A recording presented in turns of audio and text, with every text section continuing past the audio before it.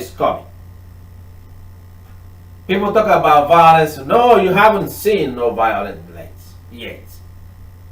If you fail to address it, and this can easily be cured, because as someone who is in the field, in the social and psychological, social science and behavior health, knows that these are things and things we have done before.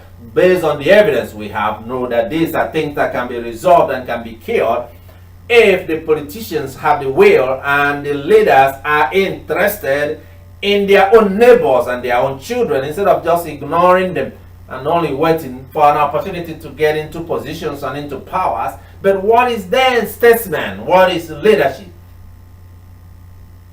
To mobilize, help, community acquisition, community awareness, orientation and reorientation, rehabilitation, different kinds of things. Just like we were asking that instead of them all talk about guns, which is a lie, the amount of lies and deceptions, as if the empirical research that we have available is useless. That if only they can invest and put some money back into the people, into their own constituents, by designing a program. If they don't have a program, that's what some of us are doing. Some of us can do, designing programs that can bring a positive result to reduce the problems of both the public health and public safety. So we know there is a solution to it.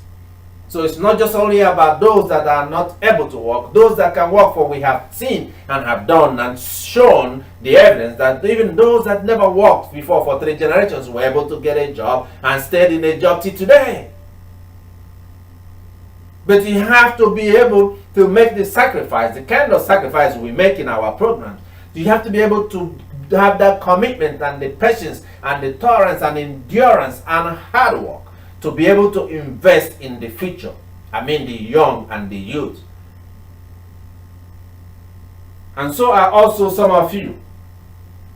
Because when you look at it, you will still see that evidence shows the 1% that controls the majority of the people or the production cycle are there. And among all the production systems that we have and all the human resources, naturally 50%, I'm just quoting and looking at some of the work in the secular world in order to say that it's a problem. 50% produce the work of the totality of the work that is produced in the world. Half the people produce the totality of all the work. And out of all the work that is produced is owned by 1%. And in which case you find the debate about taxing and different way of wealth distribution in order to try to maintain some semblance of sanity or in the society. But does it actually work? Does it work? I was listening to one Dr. Glenn Lally and Jordan Patterson, and again one other guy, Thomas Sowell. These are philosophers and experts, professors in these particular areas in psychology and philosophy and socio-economic of inequality and equality in America. And then you will see, when you hear them begin to talk about things like this, then you will be concerned and you'll be worried about where is the society going and the future of our greatness as a great country. Is it going forward or is it going backwards? So the people that are in positions of power need to begin to think.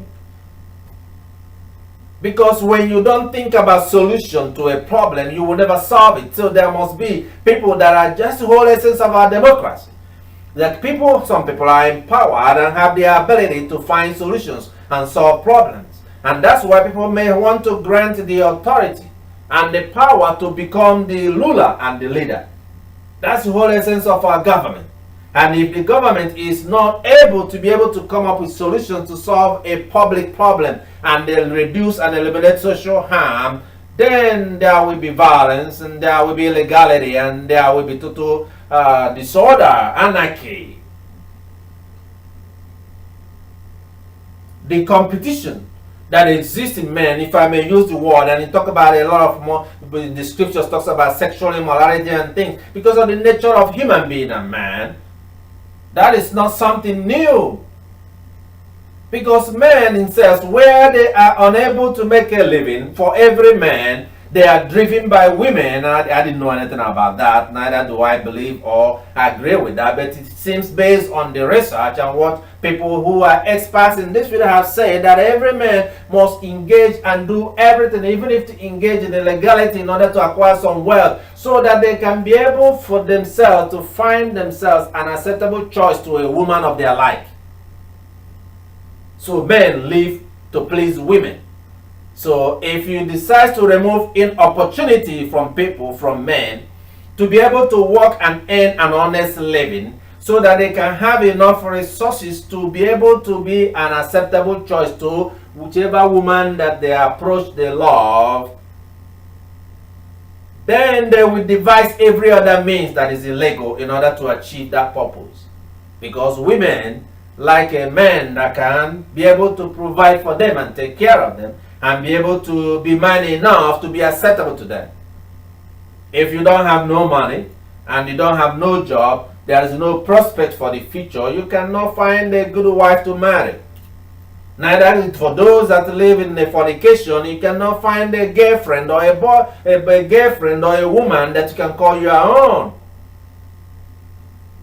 You find misery. Instead of them to create opportunity for men to be able to receive the abundance of God's blessing, so that they can be able to multiply by finding a woman they can build a family with.